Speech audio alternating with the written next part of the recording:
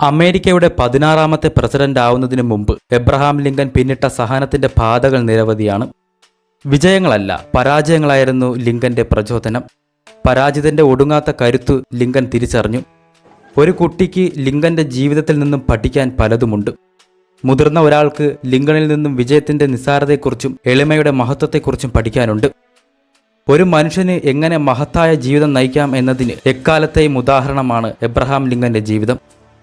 കുട്ടിക്കാലത്തു തന്നെ ലിങ്കണ് മാതാവിന്റെ തണൽ നഷ്ടപ്പെട്ടു. താമസിയാതെ സഹോദരിയും നഷ്ടപ്പെട്ടു. നഷ്ടങ്ങളുടെ കണക്കുകൾ കൂട്ടിയിരുന്ന ലിങ്കൺ ഒരു നിരാശാവാദിയായി മാറുമായിരുന്നു.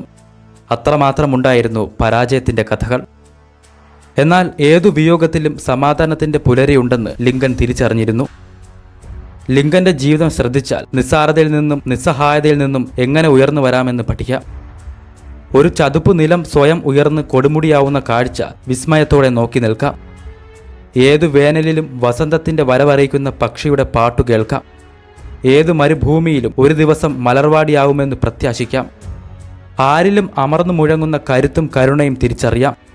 എല്ലാ ഉയർച്ചയും തുടങ്ങുന്നത് താഴ്ചയിൽ നിന്നാണെന്ന് മനസ്സിലുറപ്പിക്കാൻ ഈ ജീവിതം മാത്രം മതി. ലോകത്തോടായി ലിങ്കൻ പറയുന്നു, നിങ്ങൾ ജീവിച്ച വർഷങ്ങളല്ല, ആ വർഷങ്ങളിൽ നിങ്ങൾ എങ്ങനെ ജീവിച്ചു എന്നതാണ് ഒടുവിൽ കണക്കാക്കപ്പെടുക. ഒരാളുടെ അനുമതിയില്ലാതെ അയാളെ ഭരിക്കാൻ ആർക്കും കഴിയുകയില്ലെന്ന് ലിങ്കൻ ഓർമ്മിപ്പിച്ചു. അടിമത്തത്തിനെതിരെയുള്ള പോരാട്ടങ്ങളിൽ ലിങ്കൻ ഒരു പതാകയായിരുന്നു. ലോകത്തെങ്ങും നടക്കുന്ന വിമോചന പോരാട്ടങ്ങൾക്ക് ലിങ്കന്റെ നാമം ഊർജം പകർന്നു. അടിമയ്ക്ക് സൂര്യാഭിമുഖമായി ശിരസുയർത്താൻ കഴിഞ്ഞത് മഹാനായ ഈ മനുഷ്യനിലൂടെയാണ്. വെറും 56 വയസ്സിനുള്ളിൽ ഇതിഹാസ ഗൗരവമുള്ള ഒരു ജീവിതം ലിങ്കൺ ജീവിച്ചു. വിജയത്തിന് നിങ്ങളെ എങ്ങനെ ഒരുക്കാം എന്നതാണ് ലിങ്കൺ നൽകുന്ന ഒരു പാഠം. ഒരു മരം മുറിക്കാൻ എനിക്ക് 6 മണിക്കൂർ തരിക, അതിൽ 4 മണിക്കൂർ ഞാൻ ചെലവഴിക്കുക കോടാലി മൂർച്ച കൂട്ടാനായിരിക്കുമെന്നാണ് ലിങ്കൺ പറഞ്ഞത്. ഒടുവിൽ എല്ലാ വിജയങ്ങൾക്കും പ്രശസ്തിക്കും മുകളിൽ ലോകാരാധനായി വിളങ്ങുമ്പോൾ ലിങ്കൺ പറഞ്ഞു, നദിയിലൂടെ ഒഴുകിപ്പോകുന്ന മരത്തടിയുടെ ഒരു തുണ്ടു മാത്രമാണ് ഞാൻ.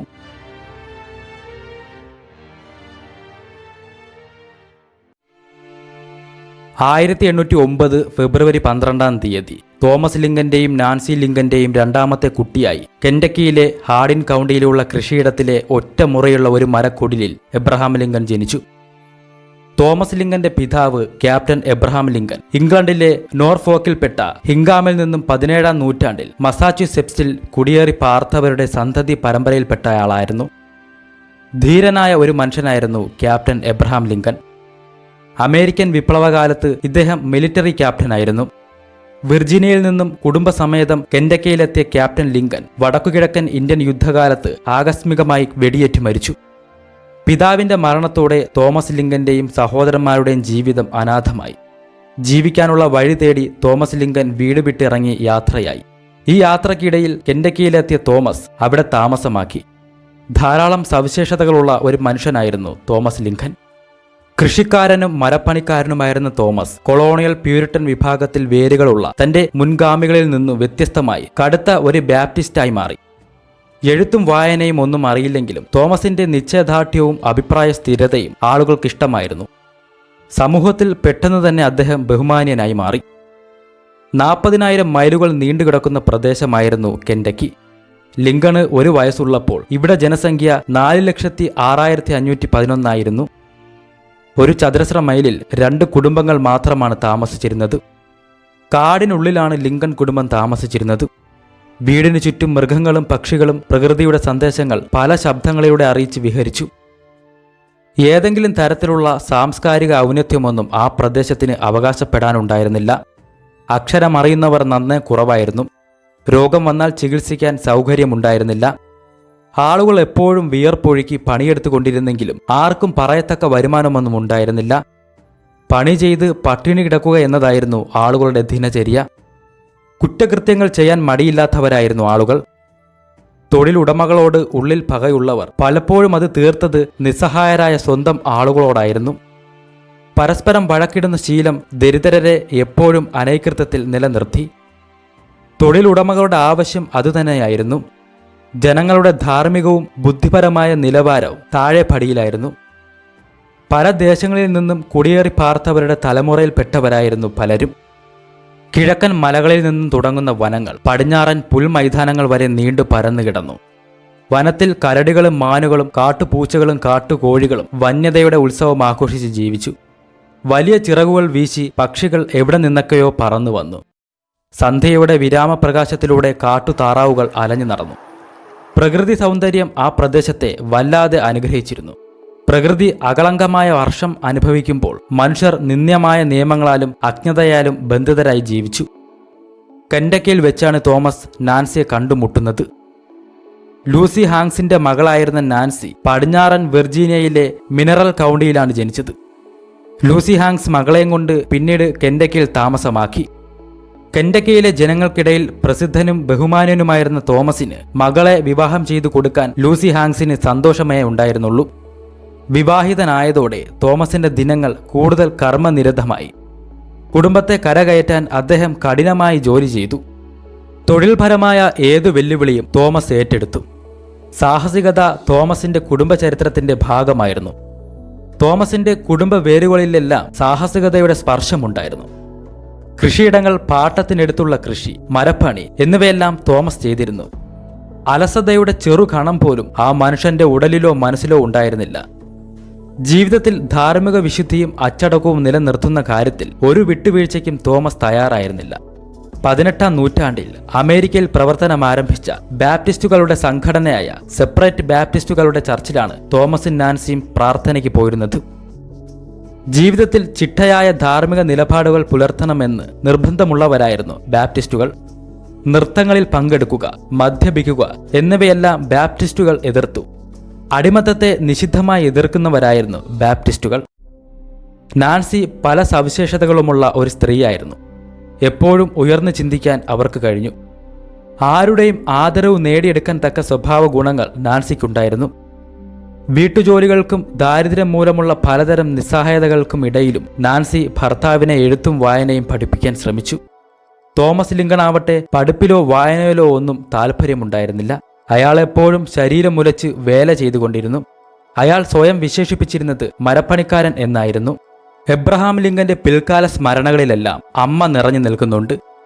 എന്നിൽ നന്മയായി എന്തെല്ലാമുണ്ടോ അതിനെല്ലാം കാരണപ്പെട്ടിരിക്കുന്നത് മാലാഖയെപ്പോലെയുള്ള എൻ്റെ അമ്മയോടാണ് എന്ന് ലിങ്കൻ എഴുതിയിട്ടുണ്ട്. തോമസ് ലിങ്കണും നാൻസിക്കും ഒരു പുത്രൻ കൂടി ജനിച്ചു. 1812 തോമസ് എന്നായിരുന്നു ആ കുട്ടിയുടെ പേര്. ശൈശവത്തിൽ തന്നെ ആ കുട്ടി മരിച്ചു. കാടിനുള്ളിൽ ഒരു കൊച്ചു ശവക്കല്ലറ ഉണ്ടാക്കി അവനെ അടക്കം ചെയ്തു. കെൻഡക്കി വിട്ടു പോകുന്ന ദിവസം എബ്രഹാം ലിങ്കണും അമ്മയും ആ ശവക്കല്ലറയ്ക്കരികിൽ ദുഃഖത്തോടെ നിന്നു. ലിങ്കൺ അനുജനോട് എന്നേക്കുമായി യാത്രാമൊഴി ഓതി. കാടിനുള്ളിലെ ഏകാന്തമായ ഒരു സ്ഥലത്ത് ആ കൊച്ചു കുഴിമാടത്തിൽ കിടക്കുന്ന അനുജൻ ലിങ്കന്റെ ഓർമ്മകളിൽ എന്നും വ്രണിത സാന്നിധ്യമായിരുന്നു. പല ജോലികളും ചെയ്ത് തോമസ് കുറച്ചൊക്കെ സമ്പാദിച്ചു. കെൻഡക്കിയിലെ ആളുകൾക്കിടയിൽ സമ്പന്നനെന്ന ഒരു പേരും നേടി. 600 ഏക്കർ കൃഷിയിടത്തിന്റെ ഉടമയുമായി. എന്നാൽ 1816 സംഭവങ്ങൾ മാറിമറിഞ്ഞു. ചില കോടതി വ്യവഹാരങ്ങളിൽ തോമസിന് സ്വത്തെല്ലാം നഷ്ടപ്പെട്ടു. ഇതോടെ തോമസും കുടുംബവും ഓഹിയോ നദി കടന്ന് വടക്കോട്ട് യാത്രയാരംഭിച്ചു. അടിമത്തമില്ലാത്ത സ്വതന്ത്ര ദേശമായിരുന്നു തോമസിന്റെ ലക്ഷ്യം. യാത്രയ്ക്കൊടുവിൽ അവർ ഇന്ത്യാനയിലെ പെറി കൗണ്ടിയിലെത്തി. അവിടെ താമസമാക്കി. ലിങ്കൻ കുടുംബത്തെ അവിടെ ഒരു ദുരന്തം കാത്തു നിൽക്കുന്നുണ്ടായിരുന്നു. 1818 ഒരു പകർച്ചവ്യാധി നാട് മുഴുവൻ പടർന്നു പിടിച്ചു. മനുഷ്യരും കന്നുകാലികളും കൂട്ടത്തോടെ മരിക്കാൻ തുടങ്ങി. മിൽക്ക് സിക്നസ് എന്ന പേരിൽ അറിയപ്പെട്ട ഈ പകർച്ചവ്യാധി മരണം വിതച്ച് മുന്നേറുന്നത് നിസ്സഹായതയോടെ നോക്കി നിൽക്കാനേ ആളുകൾക്ക് കഴിഞ്ഞുള്ളൂ. ആശുപത്രികളോ ഡോക്ടർമാരോ സമീപത്തെങ്ങും ഉണ്ടായിരുന്നില്ല. 35 മൈൽ ദൂരെയാണ് ഒരു ഡോക്ടർ ഉണ്ടായിരുന്നത്. മിൽക്ക് സിക്നസ് ലിങ്കന്റെ മാതാവ് നാൻസിയെയും ബാധിച്ചു. ചികിത്സ കിട്ടാതെ നാൻസി മരിച്ചു. ആശാരിപ്പണി അറിയാമായിരുന്ന തോമസ് ലിങ്കൻ സ്വന്തം കൈകൾ കൊണ്ടുതന്നെ ഭാര്യയെ അടക്കം ചെയ്യാനുള്ള ശവപ്പെട്ടി ഉണ്ടാക്കി. പുരോഹിതനോ മരണാനന്തര ചടങ്ങുകളോ ഒന്നുമില്ലാതെ നാൻസിയെ അടക്കം ചെയ്തു. സ്മാരക ഫലകമായി കുഴിമാടത്തിനു മുകളിൽ ഒരു മരഫലക സ്ഥാപിച്ചു. 1818 ലിങ്കണ് 9 വയസ്സ് മാത്രമുള്ളപ്പോഴായിരുന്നു മാതാവിന്റെ മരണം സംഭവിച്ചത്. വൃത്തിയില്ലാത്ത ഭക്ഷണവും അലച്ചിലുമെല്ലാമായിരുന്നു നാൻസിയുടെ മരണത്തിന് കാരണം. നാൻസിയുടെ മരണം തോമസിനെ തളർത്തി. ഭാര്യ അയാൾക്ക് കരുത്തായിരുന്നു. ജീവിതത്തിന്റെ ഏത് ദുരിതസന്ധിയിലും മുഖം കറുപ്പിക്കാതെ കൂടെ നിന്നവളായിരുന്നു നാൻസി. കൊച്ചു ലിങ്കണ് മാതാവായിരുന്നു തുണ. അല്പം കർക്കശക്കാരനായ പിതാവിനോടുള്ളതിനേക്കാൾ അടുപ്പം അവന് അമ്മയോടായിരുന്നു. മരിച്ചവർ എങ്ങോട്ടാണ് പോകുന്നതെന്ന് കൊച്ചു ലിങ്കണ് അറിയുമായിരുന്നില്ല. മരക്കൂട്ടങ്ങൾക്കിടയിലെ നിഴലുകൾ വീണുകിടക്കുന്ന വഴിയിലൂടെ അമ്മ നടന്നു വരുന്നതും കാത്ത് കുറേ ദിവസങ്ങൾ അവൻ നിന്നു. അമ്മ ഇനി ഒരിക്കലും വരില്ലെന്ന് ഒരു ദിവസം സഹോദരി അവന് പറഞ്ഞുകൊടുത്തു. മരിച്ച മനുഷ്യൻ ഒരു വിത്തു തന്നെയാണ്. മണ്ണിൽ കുഴിച്ചിട്ട വിത്തുപോലെ ഒരു ദിവസം മുളച്ചു വരുമെന്ന് റെഡ് ഇന്ത്യക്കാരനായ ഒരു വൃദ്ധൻ ഒരു ദിവസം അവന് പറഞ്ഞുകൊടുത്തു. അതോടെ അവൻ എല്ലാ മരങ്ങളിലും അമ്മയുടെ സാന്നിധ്യം അറിഞ്ഞു. മരങ്ങളിൽ കാറ്റു പിടിക്കുന്നതും നോക്കി അവൻ തനിച്ചിരുന്നു. മാതാവിന്റെ മരണശേഷം മൂത്ത സഹോദരി സാറയാണ് ലിങ്കന്റെ സംരക്ഷണ ചുമതല ഏറ്റെടുത്തത്. സഹോദരി അവന് കഥകൾ പറഞ്ഞുകൊടുത്തു. കഥകളിൽ ചിലപ്പോൾ അടിമകളുടെ ദുരിതയാത്രകൾ നിറഞ്ഞു. ഉടമകളുടെ ചാട്ടവാറടിയേറ്റ് പുളയുന്ന അടിമകളുടെ ഉടൽ സ്വപ്നത്തിലും ചിലപ്പോൾ അവനെ വേട്ടയാടി. എന്തുകൊണ്ടാണ് മനുഷ്യൻ മനുഷ്യരെ അടിച്ചമർത്തുന്നതെന്ന് അവൻ ആലോചിച്ചു. ഇതിനിടയിൽ വീട്ടിൽ പുതിയ ഒരു അതിഥി എത്തി. അമ്മയെപ്പോലെ ഒരമ്മ. 1819 തോമസ് വീണ്ടും വിവാഹം കഴിച്ചു. രണ്ടാനമ്മയെ ലിങ്കൺ വളരെയധികം ഇഷ്ടപ്പെട്ടു. രണ്ടാനമ്മ സാറ ബുഷ് ജോൺസൺ 3 കുട്ടികളുള്ള ഒരു വിധവയായിരുന്നു. ലിങ്കൺ അവരെ അമ്മ എന്നു തന്നെ വിളിച്ചു. അവരുടെ മക്കൾ അവന്റെ കൂട്ടുകാരായി. ഇനി സന്തോഷത്തിന്റെ ദിനങ്ങളായിരിക്കുമെന്ന് തോമസ് ലിങ്കണും കരുതി. എന്നാൽ മരണം ആ കുടുംബത്തിൽ വീണ്ടും കയറിയിറങ്ങി. 20-ാം വയസ്സിൽ സഹോദരി സാറ മരിച്ചു. സഹോദരിയുടെ മരണം ലിങ്കണ് താങ്ങാനാവാത്ത ആഘാതമായിരുന്നു. അമ്മയെപ്പോലെ തന്നെ ലാളിച്ചിരുന്ന സഹോദരി അനക്കമറ്റ് മുന്നിൽ കിടക്കുന്നത് അവൻ വിശ്വസിക്കാനാവാതെ നോക്കി നിന്നു. കുടുംബം ദാരിദ്ര്യത്തിന്റെ ചതുപ്പിലേക്ക് പടിപടിയായി താഴുകയായിരുന്നു. കഠിനാധ്വാനിയായിരുന്നെങ്കിലും തോമസിന് കാര്യമായൊന്നും സമ്പാദിക്കാൻ കഴിഞ്ഞിരുന്നില്ല. ഈ അവസ്ഥ ആ മനുഷ്യനെ പലപ്പോഴും രോഷാകുലനാക്കി. ജീവിത ദുരിതങ്ങളും നിരാശയും തോമസിന്റെ സ്വഭാവത്തിൽ കാർക്കശ്യം നിറച്ചു. അതിന്റെ ഫലം അനുഭവിക്കേണ്ടി വന്നത് പലപ്പോഴും കൊച്ചു ലിങ്കണായിരുന്നു. ദുരിതപൂർണമായ ജീവിതത്തിനിടയിൽ സ്കൂൾ വിദ്യാഭ്യാസത്തിനുള്ള അവസരമൊന്നും ലിങ്കണ് ലഭിച്ചില്ല. 1 വർഷത്തിൽ താഴെ മാത്രമേ അവന് പള്ളിക്കൂടത്തിൽ പോകാൻ കഴിഞ്ഞുള്ളൂ. മകനെ നല്ല ഒരു തൊഴിലാളിയാക്കി മാറ്റാനായിരുന്നു അച്ഛൻ്റെ താൽപ്പര്യം. ലിങ്കണാകട്ടെ കഠിനാധ്വാനം ഇഷ്ടമായിരുന്നില്ല. അതിർത്തി ദേശത്തെ ആളുകളെ കണ്ടിരുന്ന കഠിനാധ്വാന ജ്വരം ലിങ്കണിൽ മടുപ്പ് നിറയ്ക്കുകയാണ് ചെയ്തത്. എപ്പോഴും മെയ് അനങ്ങിക്കൊണ്ടിരിക്കുന്ന ആളുകളെയാണ് എവിടെയും കാണുന്നത്. അടിമകൾക്കാണെങ്കിൽ വിശ്രമം എന്താണെന്നറിയില്ല. മൃഗങ്ങൾക്കിടയിൽ അവർ മൃഗങ്ങൾ തന്നെയായിരുന്നു. കാട്ടുപോത്തുകൾക്കിടയിൽ കാട്ടുപോത്തുകളെ പോലെ തന്നെയായിരുന്നു അടിമ. വിശ്രമിക്കുകയും ആലോചിക്കുകയും ചെയ്യാത്തവർ എങ്ങനെയാണ് മനുഷ്യരാവുക എന്ന് ലിങ്കൺ തന്റെ കൗമാരത്തിൽ തന്നെ ചിന്തിച്ചു. മനുഷ്യന് കൈകളും കാലുകളും മാത്രമല്ല, ചിന്തിക്കുന്ന ഒരു അവയവവും കൂടിയുണ്ട് എന്ന അറിവ് ചെറുപ്പത്തിലെ ലിങ്കണിൽ വേരോടിയിരുന്നു. കഠിനാധ്വാനം ദിനചര്യയാക്കിയവർക്കിടയിൽ സ്വപ്നം കാണുന്ന കണ്ണുകളുമായി നടന്നിരുന്ന ലിങ്കണെ അയൽക്കാരും ബന്ധുക്കളും അലസൻ എന്ന് വിളിച്ചു. അക്കാലത്ത് അലസത തന്നെ ഒരു വിപ്ലവമാണെന്ന് ലിങ്കൺ പറയാതെ പറയുകയായിരുന്നിരിക്കണം. ജന്മിമാരുടെ തോട്ടങ്ങളിൽ പണിയെടുക്കുക എന്നതു മാത്രം ജീവിതവൃദ്ധമാക്കിയവർക്കിടയിൽ സ്വപ്നം കാണുന്നവൻ വിപ്ലവകാരിയാണല്ലോ. എഴുത്തുകാരനാവുക എന്നതായിരുന്നു ലിങ്കന്റെ ആഗ്രഹം. കഥകളും കവിതകളും നോവലുകളും എഴുതണം. കൂട്ടുകാരോടെല്ലാം അവൻ തൻ്റെ ഈ ആഗ്രഹം പറഞ്ഞിരുന്നു. കുട്ടിയായിരിക്കുമ്പോൾ തന്നെ അവൻ കൊച്ചു കവിതകൾ എഴുതി. കഥകൾ പറഞ്ഞ് കൂട്ടുകാരെ അത്ഭുതപ്പെടുത്തി. ഭാവനയിൽ അവൻ തീർത്ത കഥാപാത്രങ്ങളും കഥാസന്ദർഭങ്ങളും കൂട്ടുകാരെ രസിപ്പിച്ചു. എഴുത്തും വായനയുമെല്ലാം അവൻ സ്വയം പഠിച്ചു. പുസ്തകങ്ങളാണ് യഥാർത്ഥ ഗുരുനാഥന്മാർ. എന്തും വായിച്ചു പഠിക്കാം എന്ന ഉറച്ച പ്രത്യാശ കുട്ടിക്കാലം മുതലേ ലിങ്കൺ ഉണ്ടായിരുന്നു. അലസനെന്ന് പഴികെട്ട ലിങ്കൺ വിറക് വെട്ടിയും വീട്ടുജോലികൾ ചെയ്തും പണമുണ്ടാക്കി പുസ്തകങ്ങൾ വാങ്ങി. കടം വാങ്ങിയ പുസ്തകങ്ങളിൽ നിന്നും ആവശ്യമുള്ള ഭാഗങ്ങൾ പകർത്തിയെടുത്തു.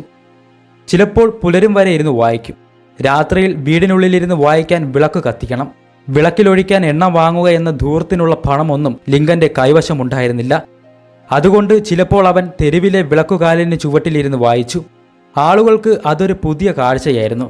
തോമസിന്റെ മകന് എന്തോ സംഭവിച്ചിട്ടുണ്ട് എന്ന് ചിലർ പറഞ്ഞു. അവന്റെ വിജ്ഞാദാഹത്തെ വിലമതിക്കുന്നവരുമുണ്ടായിരുന്നു. നമുക്കൊന്നുമില്ലാത്ത എന്തോ ഒന്ന് ഇവനിലുണ്ട് എന്ന് മുതിർന്ന ചിലർ അവനെ കാണെ അടക്കം പറഞ്ഞു. പ്രായം ചെന്ന ഒരു ബന്ധു ഒരു ദിവസം അവനെ നോക്കി പറഞ്ഞു, ഇതാ തെക്ക് നിന്നുള്ള പിടികിട്ടാത്ത ഒരു അന്യൻ. ആളുകൾ തൊഴിൽ ചെയ്യുന്നുണ്ടെങ്കിലും തൊഴിലിനെ സ്നേഹിക്കുന്നില്ലെന്ന് ലിങ്കണ് മനസ്സിലായിരുന്നു. തൻ്റെ അയൽക്കാരോട് ഒരു ദിവസം അവൻ പറഞ്ഞു, എൻ്റെ പിതാവ് എന്നെ തൊഴിൽ ചെയ്യാൻ പഠിപ്പിച്ചിട്ടുണ്ടെങ്കിലും തൊഴിലിനെ സ്നേഹിക്കാൻ പഠിപ്പിച്ചിട്ടില്ല. ജോലികൾ ചെയ്തതിന് ശേഷം ആളുകൾക്കിടയിൽ ഇരുന്ന് കഥകൾ പറയാനും അവർ പറയുന്ന കേൾക്കാനും ലിങ്കണ് വലിയ താല്പര്യമായിരുന്നു. പണിയെടുത്തതിന് ശേഷം കുറേ സമയം അലസനായി ഇരിക്കുകയും വേണമെന്ന് അവൻ കൂട്ടുകാരോട് പറഞ്ഞു. അവന്റെ അലസത കണ്ട് ഒരു ദിവസം ഒരു കർഷകന്റെ ഭാര്യ അവനോട് ചോദിച്ചു, "നീ എന്താവാനാണ് പോകുന്നത് എബി?" ഒട്ടും സംശയിക്കാതെ അവൻ പറഞ്ഞു, ഞാൻ യുണൈറ്റഡ് സ്റ്റേറ്റ്സിന്റെ പ്രസിഡന്റ് ആവാൻ പോകുന്നു."